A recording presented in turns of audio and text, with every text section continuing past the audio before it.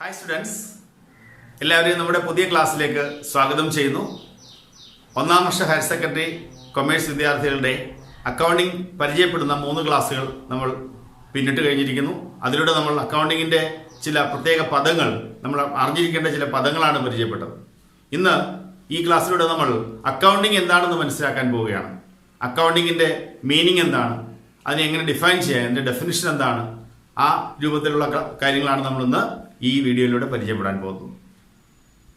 നമ്മൾ മുമ്പ് പഠിച്ചിട്ടുണ്ട്, ബിസിനസ് ട്രാൻസാക്ഷൻസ് ആർ ഇവന്റ്സ്. ബിസിനസ്സിൽ നടക്കുന്ന ഇവന്റ്സ് ആണ്, സംഭവങ്ങളാണ് ബിസിനസ് ട്രാൻസാക്ഷൻസ്. പക്ഷെ എല്ലാ ഇവന്റ്സിനെയും ട്രാൻസാക്ഷൻ എന്ന് വിളിക്കാൻ പറ്റില്ല. Events that can be measured in terms of money, പണത്തിന്റെ മൂല്യത്തിൽ മെഷർ ചെയ്യാൻ പറ്റുന്നവയാണ് ട്രാൻസാക്ഷൻസ്. അക്കൗണ്ടിങ്ങിൽ നമ്മൾ ആദ്യം ചെയ്യുന്നത്, ഈ ബിസിനസ് ട്രാൻസാക്ഷൻസ്, ഒരു ഇവന്റ് നടന്നാൽ ആ ഇവന്റ് ബിസിനസ് ട്രാൻസാക്ഷൻ ആണോ എന്ന് ഐഡന്റിഫൈ ചെയ്യലാണ്. സോ ആദ്യത്തെ പ്രോസസ് ഐഡന്റിഫൈയിങ് ആണ്. ഐഡന്റിഫൈയിങ് ബിസിനസ് ട്രാൻസാക്ഷൻസ്, അതായത് ബിസിനസ് ട്രാൻസാക്ഷൻസ് തന്നെയാണോ, എല്ലാ ഇവന്റുകളും ട്രാൻസാക്ഷനിലാണ്. അപ്പോൾ ഒരു ഇവന്റ് നടന്നാൽ അത് ബിസിനസ് ട്രാൻസാക്ഷൻ ആണോ എന്ന് നോക്കും. ഫോർ എക്സാമ്പിൾ, ഒരു എംപ്ലോയിയെ അപ്പോയിന്റ് ചെയ്തു, അതൊരു ഇവന്റാണ്. അപ്പോയിന്റ് ചെയ്താൽ അതൊരു ഇവന്റാണ്. പക്ഷെ നമ്മൾ അതിനെ ഐഡന്റിഫൈ ചെയ്യുമ്പോൾ മണി കൊണ്ട് മെഷർ ചെയ്യാൻ കഴിയുമോ എന്ന് നോക്കണം. ഒരു എംപ്ലോയിയെ തൽക്കാലത്തേക്ക് അല്ലെങ്കിൽ സ്ഥിരമായിട്ട് നമ്മുടെ സ്ഥാപനത്തിലേക്ക് നിയമിക്കുമ്പോൾ അവിടെ അപ്പോൾ മണി കൊണ്ട് മെഷർ ചെയ്യാൻ പറ്റില്ല അതിന്. കാരണം അവിടെ പണത്തിന്റെ ഇടപാടുകളൊന്നും നടന്നിട്ടില്ല. അദ്ദേഹത്തെ നമ്മൾ പോസ്റ്റ് ചെയ്യുക മാത്രമാണ് തൽക്കാലം ചെയ്തത്. ഇനി അദ്ദേഹം ജോലി ചെയ്ത് കഴിയുമ്പോഴാണ് ഒരു മാസത്തെയോ അല്ലെങ്കിൽ എത്ര നാളത്തെയെങ്കിലും ശമ്പളം കൊടുക്കുകയോ മറ്റു കാര്യങ്ങൾ ചെയ്തു. അപ്പോൾ അപ്പോയിന്റ്മെന്റ് സമയത്ത് അവിടെ ഫിനാൻഷ്യൽ ഡീലിങ്സ് ഇല്ല. ആ ഈവന്റിനെ, അപ്പോയിന്റ് ചെയ്തു എന്നുള്ള ഈവന്റിനെ മണി കൊണ്ട് മെഷർ ചെയ്യാൻ പറ്റില്ല. അതുകൊണ്ട് that's not a transaction, but it is an event. പക്ഷെ ഒരു മാസം കഴിയുമ്പോൾ അദ്ദേഹത്തിന് ശമ്പളം കൊടുക്കുകയാണെങ്കിൽ അവിടെ എത്ര രൂപ നമ്മൾ സാലറി ആയി കൊടുത്തു എന്ന് മെഷർ ചെയ്യാൻ കഴിയും. അതുകൊണ്ട് ആ മെഷർ ചെയ്യാൻ കഴിയുന്ന ഇവന്റ് ആയതുകൊണ്ട് അത് ട്രാൻസാക്ഷൻ ആണ്. അപ്പോൾ നമ്മളിങ്ങനെ നമ്മുടെ ബിസിനസ് ഉണ്ടാകുന്ന ഇവന്റ്സിൽ നമുക്ക് വേണ്ടത് ബിസിനസ് ട്രാൻസാക്ഷൻസ് മാത്രമാണ്. അക്കൗണ്ടിങ്ങിൽ വേണ്ടത് ബിസിനസ് ട്രാൻസാക്ഷൻസ് മാത്രമാണ്. അതുകൊണ്ട് ബിസിനസ് ട്രാൻസാക്ഷൻസിനെ എല്ലാ ഇവന്റുകളും പരിശോധിച്ച് ബിസിനസ് ട്രാൻസാക്ഷൻസിനെ ഐഡന്റിഫൈ ചെയ്യുന്നു. നീ ഐഡന്റിഫൈ ചെയ്യപ്പെട്ട സാലറി കൊടുത്തു, അത് ബിസിനസ് ട്രാൻസാക്ഷൻ ആയിട്ട് നമ്മൾ ഐഡന്റിഫൈ ചെയ്തെങ്കിൽ ഇനി എത്ര രൂപ സാലറി കൊടുത്തു എന്ന് അറിയണം. അതാണ് മെഷറിംഗ് ട്രാൻസാക്ഷൻ. ആ ട്രാൻസാക്ഷനെ മെഷർ ചെയ്യുന്നു. അപ്പോൾ ട്രാൻസാക്ഷൻസ് ഐഡന്റിഫൈ ചെയ്യണം, ട്രാൻസാക്ഷൻസിനെ മെഷർ ചെയ്യണം. അതിന്റെ മണി വാല്യൂയിലേക്ക് ഇത് ഐഡന്റിഫൈ ചെയ്യാന്ന് പറഞ്ഞാൽ ട്രാൻസാക്ഷൻ ആണോ അല്ലയോ എന്നറിയുക. മെഷർ ചെയ്യാന്ന് പറഞ്ഞാൽ അതിന്റെ എമൗണ്ട് അല്ലെങ്കിൽ അതിന്റെ മോണിറ്ററിംഗ് ടേംസ്, അതിന്റെ തുക എത്രയാണെന്ന് അറിയുക. ഈ 2 കാര്യങ്ങളാണ് ആദ്യം നമ്മൾ ചെയ്യേണ്ടത്. അതിനുശേഷം നമ്മൾ ഈ ട്രാൻസാക്ഷൻസിനെ റെക്കോർഡിംഗ് നടത്തുന്നു. ഈ ട്രാൻസാക്ഷൻസ് നമുക്ക് ഭാവിയിൽ കൂടുതൽ കാലം സൂക്ഷിച്ചു വെക്കേണ്ടവയാണ്. ബിസിനസിലെ ഇടപാടുകൾ എഴുതപ്പെട്ടിട്ട് രേഖപ്പെടുത്തപ്പെട്ട് സൂക്ഷിക്കപ്പെടേണ്ടവയാണ്. അതിന് നമ്മൾ റെക്കോർഡിംഗ് നടത്തുന്നു. നേരത്തേക്ക് അത് ശരിക്കും ബുക്കുകളിലായിരുന്നു, ഇപ്പോഴത് കമ്പ്യൂട്ടറിലേക്ക് മാറിയിട്ടുണ്ട്. ടെക്നോളജി ഡെവലപ്പ് ചെയ്തപ്പോൾ കമ്പ്യൂട്ടർ പോലെയുള്ള പുതിയ സംവിധാനങ്ങളിലേക്ക് മാറിയിട്ടുണ്ട്. അപ്പോൾ റെക്കോർഡിംഗ് എവിടെയായാലും റെക്കോർഡിംഗ് നടത്തണം. റെക്കോർഡിംഗ് ചെയ്യുന്നത് നമ്മൾ ചില ബുക്കുകളിലാണ്, പ്രത്യേക ബുക്കുകളിലാണ്. അതിനെ ആദ്യത്തെ റെക്കോർഡിംഗ് നടത്തുന്ന ബുക്കിനെ നമ്മൾ വിളിക്കുന്ന പേര് ജേണൽ എന്നാണ്. ജേണൽ എന്ന ബുക്കിലാണ് ആദ്യമായി ട്രാൻസാക്ഷൻസിനെ നമ്മൾ റെക്കോർഡിംഗ് നടത്തുന്നത്. നിങ്ങൾ ക്ലാസ്സുകളിൽ റഫ് ബുക്ക് ഉപയോഗിക്കില്ലേ? നിങ്ങൾക്ക് കിട്ടുന്ന നോട്ട്സ് എല്ലാം എഴുതാൻ വേണ്ടി റഫ് ബുക്ക് ഉപയോഗിക്കില്ലേ? എല്ലാ നോട്ട്സുകളും അതിനകത്ത് ഉൾപ്പെടുത്തും. അതേപോലെ ഒരു ബുക്കാണ്. അതിന്റെ മോഡൽ എങ്ങനെയാണെന്നല്ല പറഞ്ഞത്. നമ്മൾ എല്ലാ ട്രാൻസാക്ഷൻസിനെയും ഈ ബുക്കിൽ എഴുതാറുണ്ട്. ഒരു റഫ് ബുക്കിൽ എല്ലാ നോട്ട്സും വേണമെങ്കിൽ നമ്മൾ അങ്ങനെ റെക്കോർഡ് ചെയ്യും എന്ന് പറയുന്ന പോലെ എല്ലാ ട്രാൻസാക്ഷൻസിനെയും ജേണലിൽ റെക്കോർഡ് ചെയ്യും. അതാണ് ആദ്യത്തെ പ്രോസസ്സ്. അതാണ് ജേണലിൽ റെക്കോർഡ് ചെയ്യുന്നതാണ് റെക്കോർഡിംഗിലെ ആദ്യത്തെ പ്രോസസ്സ്. അപ്പോൾ റെക്കോർഡിംഗ് ട്രാൻസാക്ഷൻ, അത് ജേണൽ എന്നാണ് വിളിക്കുന്ന എഴുതുന്ന ബുക്കിനെ. പക്ഷെ ജേണലിൽ എല്ലാ ട്രാൻസാക്ഷൻസിനെയും നമ്മൾ റെക്കോർഡ് ചെയ്യുന്നു. എന്നാൽ നമുക്ക് അതിനെയൊക്കെ ഒന്ന് തരംതിരിക്കേണ്ടതുണ്ട്. ഇപ്പൊ സാലറി മാത്രം എത്ര കൊടുത്തു, അതിലെന്തെങ്കിലും സെയിൽസ് എത്ര രൂപയുടെ നടന്നു, പിന്നെ അതിനെല്ലാം എഴുതുന്നു. ജേണലിലെല്ലാം മിക്സ് ആണ്. അപ്പൊ നമുക്ക് അതിനെ തരംതിരിക്കണം. ഓരോന്നിനെയും ഓരോരോ വിഭാഗങ്ങളാക്കണം. ഓരോ സെക്ഷൻസ് ആക്കി എത്ര ടോട്ടൽ എമൗണ്ട്, സാലറി മാത്രമായി എത്ര ടോട്ടൽ എമൗണ്ട്, സെയിൽസ് മാത്രമായി എത്ര എമൗണ്ട്, പർച്ചേസസ് മാത്രമായി എത്ര എമൗണ്ട്, അല്ലെങ്കിൽ ഫർണിച്ചർ ഈ വർഷം മുഴുവൻ എത്ര രൂപയുടെ മേടിച്ചു, അല്ലെ ആകെ എത്ര ഫർണിച്ചർ വാങ്ങിച്ചിട്ടുണ്ട്. ഇങ്ങനെ അതിനെ ഒന്ന് തരംതിരിക്കേണ്ടതുണ്ട്. അതിന് അടുത്ത പ്രോസസ് ഉണ്ട് ക്ലാസിഫിക്കേഷൻ, ക്ലാസിഫൈങ്. ട്രാൻസാക്ഷൻസിനെ ക്ലാസിഫൈ ചെയ്യണം. അതിന് നമ്മൾ ഉപയോഗിക്കുന്ന ബുക്കിന്റെ പേര് ലെഡ്ജർ എന്നാണ്. ഇപ്പൊ ട്രാൻസാക്ഷൻസിനെ നമ്മൾ ക്ലാസിഫൈ ചെയ്യുന്നു, അത് ലെഡ്ജറിലേക്ക് ക്ലാസിഫൈ ചെയ്യും. അപ്പോൾ ട്രാൻസാക്ഷൻസിനെ ഐഡന്റിഫൈ ചെയ്യണം, ട്രാൻസാക്ഷൻ ആണോ എന്ന് ഐഡന്റിഫൈ ചെയ്യണം. ഐഡന്റിഫൈ ചെയ്യപ്പെട്ട ട്രാൻസാക്ഷൻസിന്റെ എമൗണ്ട് എത്രയാണെന്ന്, തുക എത്രയാണെന്ന് മനസ്സിലാക്കണം, മെഷർ ചെയ്യണം. അതിനെ റെക്കോർഡ് ചെയ്യണം. ആദ്യമായി റെക്കോർഡ് ചെയ്യുന്നത് ജേണലിലാണ്. ജേണലിലേക്ക് റെക്കോർഡ് ചെയ്യുന്നു. ആ ജേണൽ റെക്കോർഡ് ചെയ്ത ട്രാൻസാക്ഷൻസിനെ നമ്മൾ തരംതിരിക്കാൻ വേണ്ടി ലെഡ്ജറിലേക്ക് ക്ലാസിഫൈ ചെയ്യും. ഇനി ഇത്രയും പ്രോസസ്സുകൾ നമ്മൾ ഒരു പീരീഡിൽ മൊത്തം, ആ ഇയറിൽ മൊത്തം, അല്ലെങ്കിൽ ആ ഒരു പ്രത്യേക പീരീഡിൽ മൊത്തം നടക്കുന്ന ഡെയിലി പ്രോസസ്സാണ്. എല്ലാ ദിവസവും നമുക്ക് ട്രാൻസാക്ഷൻ ഉണ്ടാവും. അതിനെ ഐഡന്റിഫൈ ചെയ്യണം, അതിനെ മെഷർ ചെയ്യണം, അതിനെ ജേണലിലേക്ക് റെക്കോർഡ് ചെയ്യണം, അതിനെ അതാത് സമയത്ത് ലെഡ്ജറിലേക്ക് ക്ലാസിഫൈ ചെയ്ത് റെക്കോർഡ് ചെയ്യണം. ഇത്രയും ഡെയിലി പ്രോസസ്സാണ്. അത് ത്രൂ ഔട്ട് ദ ഇയർ, വർഷം മുഴുവൻ നടക്കും. എന്നാൽ ഒരു മാസത്തിന്റെയോ ഒരു വർഷത്തിന്റെ അവസാനം ഈ നമ്മൾ ലെഡ്ജറിൽ എഴുതിയതിന്റെ ഒരു സം ടോട്ടൽ അല്ലെങ്കിൽ നെറ്റ് റിസൾട്ട് അറിയണം, നെറ്റ് ഇഫക്റ്റ് അറിയണം. അപ്പോൾ ഒരു വർഷം മൊത്തം അല്ലെങ്കിൽ ഒരു മാസം മൊത്തം എത്ര സെയിൽസ് ആണ്. അതിനുവേണ്ടി നമ്മൾ ഈ ലെഡ്ജറുകളെ ബാലൻസ് ചെയ്യുക എന്നൊരു പരിപാടിയുണ്ട്. ലെഡ്ജറുകളെ ബാലൻസ് ചെയ്തിട്ട് അതിൽ നിന്ന് ട്രയൽ ബാലൻസ് എന്ന് പറയുന്ന സ്റ്റേറ്റ്മെന്റ് ഉണ്ടാക്കും. അതിലൂടെ നമ്മൾ ഒരു വർഷം എഴുതിയ മുഴുവൻ ട്രാൻസാക്ഷനെ ഒന്ന് ചുരുക്കി എഴുതുകയാണ്, അതൊന്ന് സമ്മറൈസ് ചെയ്യുക എന്ന് പറയുന്നത്. സമ്മറൈസ് ഒരു വർഷത്തെ മുഴുവൻ പ്രോസസ്സുകളെയും നമ്മൾ എഴുതിയ ട്രാൻസാക്ഷൻസിനെയും ചുരുക്കുന്നു. ഒരു വർഷം എഴുതുന്നത് പേജുകളോളം കാണും. അതിലേക്ക് സമ്മറൈസ് ചെയ്യുമ്പോൾ ഈ ട്രയൽ ബാലൻസ് ഒരു സിംഗിൾ പേജിലേക്ക് മുഴുവൻ ട്രാൻസാക്ഷനെ ചുരുക്കി എഴുതാൻ നമുക്ക് സാധിക്കും. ഈ ട്രയൽ ബാലൻസ് തയ്യാറാക്കുന്നതിലൂടെ ട്രാൻസാക്ഷൻസിനെ സമ്മറൈസ് ചെയ്യുന്നു. ഈ സമ്മറൈസ് ചെയ്യുന്ന പ്രോസസ്സ് ഒരു പീരീഡിന് ശേഷമായിരിക്കും നടക്കുന്നത്. ഒരു മാസം കൂടുന്തോറും, അല്ലെങ്കിൽ 3 മാസം കൂടുമ്പോൾ, 6 മാസം കൂടുമ്പോൾ, അല്ലെങ്കിൽ ഒരു വർഷം കൂടുമ്പോൾ ഒക്കെയാണ് നടക്കുന്നത്. ഒരു വർഷം കൂടുമ്പോൾ എന്തായാലും നടക്കും. അതിലൂടെ നമ്മൾ ലക്ഷ്യമിടുന്നത് ഈ ബിസിനസ് ചെയ്യുമ്പോൾ ഇതിന്റെ ഓണർക്ക് തീർച്ചയായും ലാഭം അല്ലെങ്കിൽ നഷ്ടമുണ്ടാകാറുണ്ട്. ആ ലാഭനഷ്ടങ്ങൾ എത്രയാണെന്ന് അറിയണം. അതിനെ നമ്മൾ ഫിനാൻഷ്യൽ റിസൾട്ട്സ് അല്ലെങ്കിൽ ബിസിനസിന്റെ റിസൾട്ട് എന്നാണ് വിളിക്കുന്നത്, പ്രോഫിറ്റ് ഓർ ലോസ്. കൂടാതെ ഈ ബിസിനസിന്റെ ഫിനാൻഷ്യൽ പൊസിഷൻ, സാമ്പത്തിക നില, തുടങ്ങിയപ്പോഴത്തെ സാമ്പത്തിക നിലയിൽ നിന്ന് ബിസിനസ് മെച്ചപ്പെട്ടോ അതോ മോശമായോ, അപ്പൊ അതിന്റെ ഫിനാൻഷ്യൽ റിസൾട്ട് അറിയണം, ഫിനാൻഷ്യൽ പൊസിഷൻ അറിയണം. ഈ 2 കാര്യങ്ങൾ അറിയേണ്ടതുണ്ട്. ഇപ്പൊ ബിസിനസിന്റെ റിസൾട്ടുകൾ അറിയണം, അതുപോലെ തന്നെ ഫിനാൻഷ്യൽ പൊസിഷൻ അറിയണം. അതിനുവേണ്ടി ഇത്രയും ചെയ്തതിനു ശേഷം ഒരു പ്രോസസ് ഉണ്ട്. അത് ഫിനാൻഷ്യൽ സ്റ്റേറ്റ്മെന്റ്സ് തയ്യാറാക്കുകയാണ്. ഫിനാൻഷ്യൽ സ്റ്റേറ്റ്മെന്റ്സ് തയ്യാറാക്കുന്നത് 2 കാര്യങ്ങൾക്ക് വേണ്ടിയാണ്. പ്രോഫിറ്റ് ഓർ ലോസ് എത്രയാണെന്ന് അറിയാനും ഫിനാൻഷ്യൽ പൊസിഷൻ അറിയാൻ വേണ്ടി. ഒരു ബിസിനസിന്റെ പ്രോഫിറ്റ് അല്ലെങ്കിൽ ലോസ് എത്രയാണെന്ന് അറിയാൻ വേണ്ടിയും ബിസിനസിന്റെ ഫിനാൻഷ്യൽ പൊസിഷൻ അറിയാൻ വേണ്ടിയും നാം തയ്യാറാക്കുന്ന അക്കൗണ്ടുകളെ അല്ലെങ്കിൽ സ്റ്റേറ്റ്മെന്റുകളെയാണ് ഫിനാൻഷ്യൽ സ്റ്റേറ്റ്മെന്റ്സ് എന്ന് വിളിക്കുന്നത്. ഈ ഫിനാൻഷ്യൽ സ്റ്റേറ്റ്മെന്റ്സ് തയ്യാറാക്കലാണ് അടുത്ത സ്റ്റെപ്പ്. അത് നമ്മളിവിടെ ഈ ഫിനാൻഷ്യൽ സ്റ്റേറ്റ്മെന്റ്സ് തയ്യാറാക്കുന്ന ചില ഫിനാൻഷ്യൽ ഇൻഫർമേഷന് വേണ്ടിയാണ്. ഫിനാൻഷ്യൽ ഇൻഫർമേഷൻ ആ ഫിനാൻഷ്യൽ ഇൻഫർമേഷൻ ആണ് പ്രോഫിറ്റ് എത്രയാണ്, ലോസ് എത്രയാണ്, ഫിനാൻഷ്യൽ പൊസിഷൻ എങ്ങനെയുണ്ട്, ഇതിന്റെ അസറ്റുകൾ എത്രയുണ്ട്, ലയബിലിറ്റീസ് എത്രയുണ്ട്, ഇങ്ങനെയുള്ള ചില ഫിനാൻഷ്യൽ ഇൻഫർമേഷൻ അറിയാൻ വേണ്ടി നമ്മൾ തയ്യാറാക്കുന്ന സ്റ്റേറ്റ്മെന്റുകൾ അല്ലെങ്കിൽ തയ്യാറാക്കുന്ന അക്കൗണ്ടുകളാണ് ഫിനാൻഷ്യൽ സ്റ്റേറ്റ്മെന്റ്സ്. ഈ ഫിനാൻഷ്യൽ സ്റ്റേറ്റ്മെന്റ്സിനെ നമ്മൾ പ്രിപ്പയർ ചെയ്തിട്ട് അനലൈസ് ചെയ്യണം. അതിൽ അനാലിസിസ് നടത്തും. അതിലെ കിട്ടിയ റിസൾട്ടുകളെ നമ്മൾ അനലൈസ് ചെയ്യുന്നു. ലാഭം കിട്ടി, നഷ്ടമുണ്ടായി. ആ ലാഭം ഇപ്പോ ഒരു പർട്ടിക്കുലർ ഇയറിൽ 2019 ഒരു സ്ഥാപനത്തിന് 1 ലക്ഷം രൂപയായിരുന്നു ലാഭം.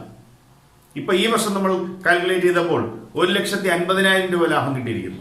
അപ്പൊ നമ്മൾ അതിനെ അനലൈസ് ചെയ്യുന്നു. 1 ലക്ഷമായിരുന്നു കഴിഞ്ഞ വർഷത്തേത്, ഈ വർഷത്തേത് 1,50,000. അപ്പോൾ നമുക്ക് മനസ്സിലായി, നമുക്കൊരു ഇന്റർപ്രിട്ടേഷൻ അവിടെ നടത്താം. ഈ വർഷത്തെ പ്രോഫിറ്റ് കഴിഞ്ഞ വർഷത്തിൽ നിന്നും 50,000 രൂപ ഇൻക്രീസ് ചെയ്തിരിക്കുന്നു.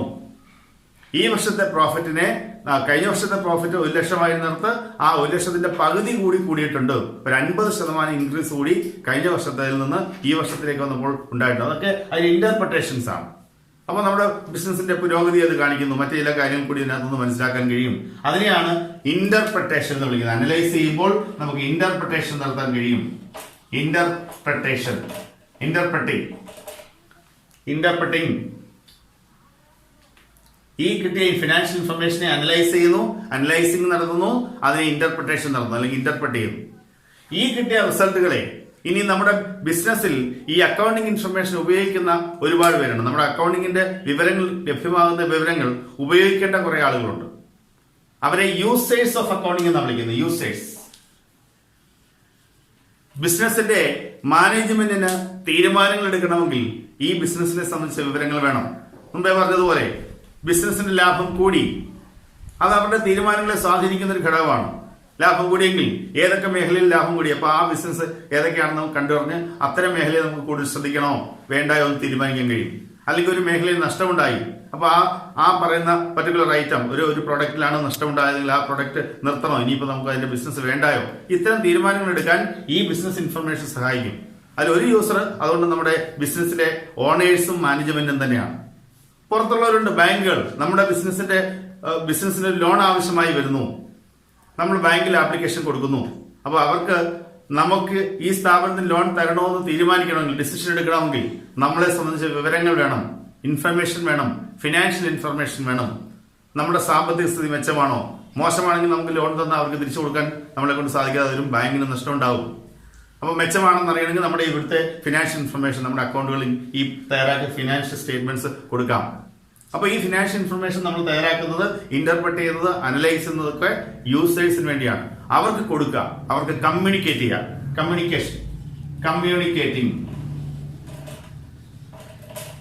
കമ്മ്യൂണിക്കേറ്റിംഗ് ഫിനാൻഷ്യൽ ഇൻഫർമേഷൻസിനെ നമ്മൾ കമ്മ്യൂണിക്കേറ്റ് ചെയ്യുന്നു.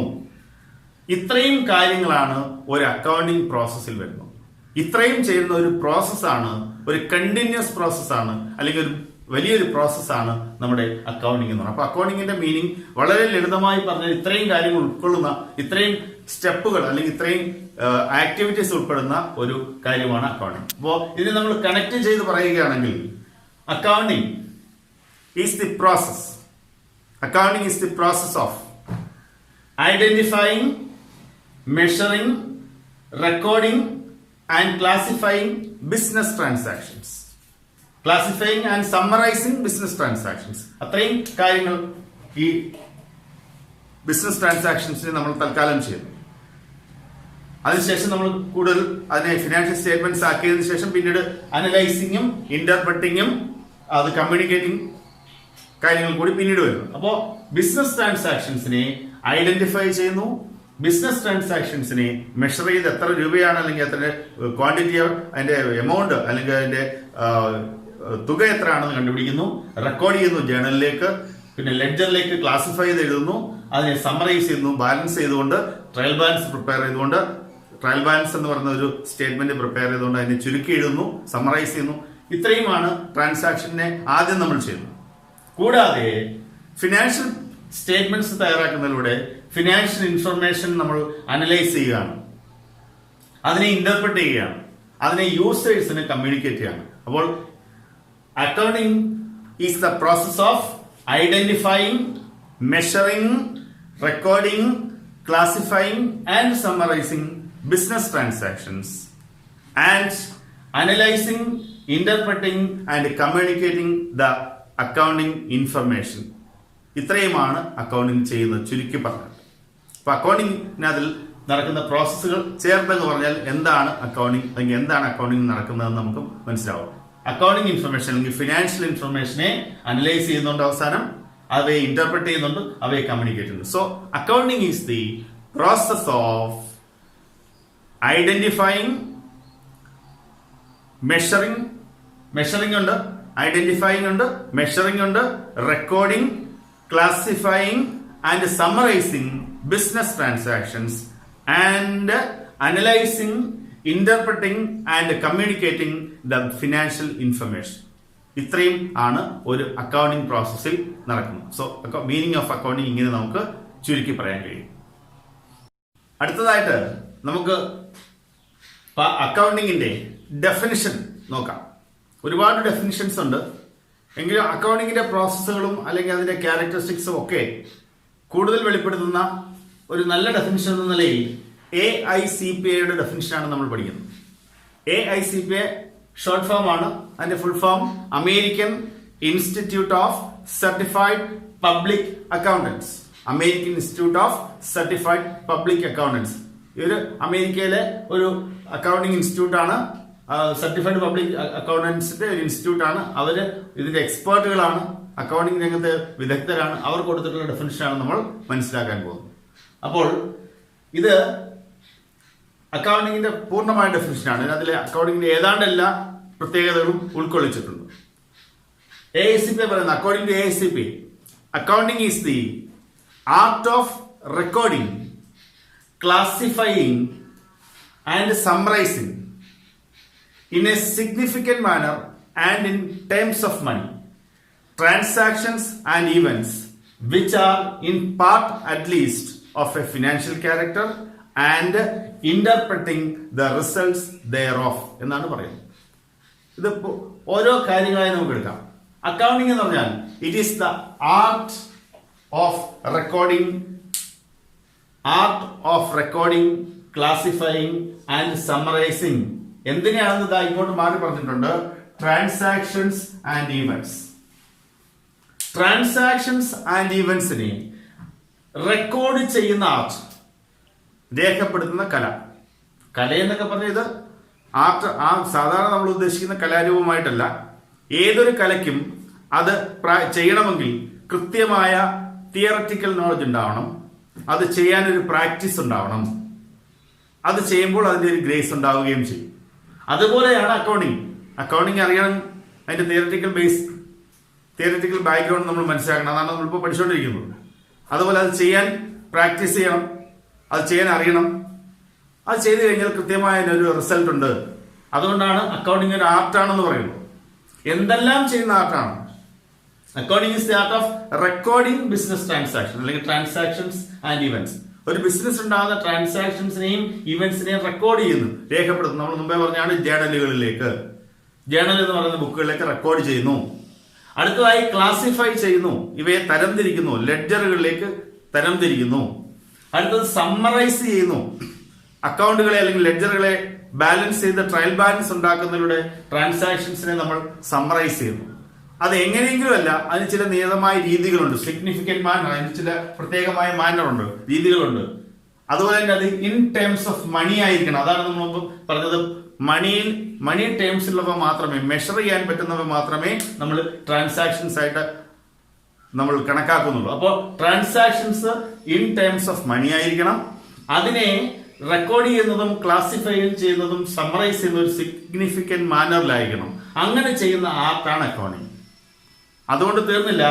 ഈ ട്രാൻസാക്ഷൻസിന്റെ പ്രത്യേകത which are in part at least of A financial character. ഇവയ്ക്ക് ഒരു ഫിനാൻഷ്യൽ ക്യാരക്ടർ ഉണ്ടായിരിക്കണം. സാമ്പത്തിക സ്വഭാവം എന്ന് പറഞ്ഞ പോലെ മണി കൊണ്ട് മെഷർ ചെയ്യാനും പറ്റണം. ബിസിനസ്സിലെ ട്രാൻസാക്ഷൻസ് ആവണമെങ്കിൽ ഫിനാൻഷ്യൽ ക്യാരക്ടർ ഉള്ളവയായിരിക്കണം. അപ്പോൾ അറ്റ്ലീസ്റ്റ് ഓഫ് എ ഫിനാൻഷ്യൽ ക്യാരക്ടറുള്ള ട്രാൻസാക്ഷൻസിനെയാണ് നമ്മൾ റെക്കോർഡ് ചെയ്യുന്നത്, ക്ലാസിഫൈ ചെയ്യുന്നത്, സമ്മറൈസ് ചെയ്യുന്നത്. അത് ചെയ്യുന്നത് ഇൻ എ സിഗ്നിഫിക്കന്റ് മാനർ, ഒരു പ്രത്യേകമായ അതിന് അഭിലഷണീയമായ രൂപത്തിൽ അല്ലെങ്കിൽ രീതിയിലാണ് ചെയ്യുന്നത്. ഇനി അവിടെ കൊണ്ട് നമ്മുടെ അക്കൗണ്ടിങ് അവസാനിക്കുന്നില്ല. And interpreting the results thereof. നമ്മൾ നേരത്തെ മീനിങ്ങിനകത്ത് പറഞ്ഞാണ് റിസൾട്ടുകളുണ്ട്. റിസൾട്ടുകൾ എന്ന് പറഞ്ഞാൽ ഒന്നുകിൽ പ്രോഫിറ്റ് അല്ലെങ്കിൽ ലോസ്. അതുപോലെ തന്നെ സ്ഥാപനത്തിന്റെ ഫിനാൻഷ്യൽ പൊസിഷൻ. ഈ ഫിനാൻഷ്യൽ പൊസിഷൻ അറിയാനും പ്രോഫിറ്റോ ലോസോ കണ്ടുപിടിക്കാൻ നമ്മൾ തയ്യാറാക്കുന്ന ഫിനാൻഷ്യൽ സ്റ്റേറ്റ്മെന്റ്സ് എന്ന് വിളിക്കുന്ന ഒരു കൂട്ടം സ്റ്റേറ്റ്മെന്റുകളാണ്. അവയെ നമ്മൾ ഇന്റർപ്രറ്റ് ചെയ്യുന്നത്, അവിടെ നമ്മൾ മീനിങ്ങിൽ വിശദമായി പറഞ്ഞതാണത്. അതിനെ ആ ഫിനാൻഷ്യൽ സ്റ്റേറ്റ്മെന്റുകളെ അനലൈസ് ചെയ്ത് ഇന്റർപ്രറ്റ് ചെയ്യുകയാണ്.